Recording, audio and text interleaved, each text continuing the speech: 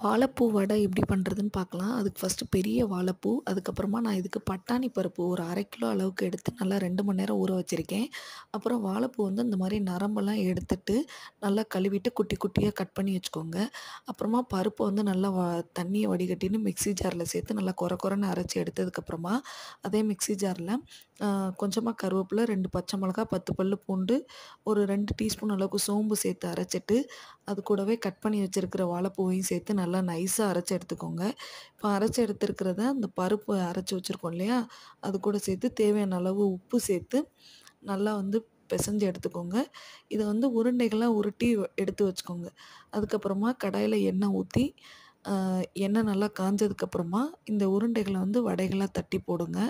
ஒரு பக்கம் நல்லா செவந்து வந்ததுக்கப்புறமா இன்னொரு பக்கமா திருப்பி விட்டு 2 பக்கமும் நல்லா செவந்ததுக்கப்புறமா எடுத்து சர்வ் பண்ணிங்கன்னா வாழைப்பூ வடை ரெடி.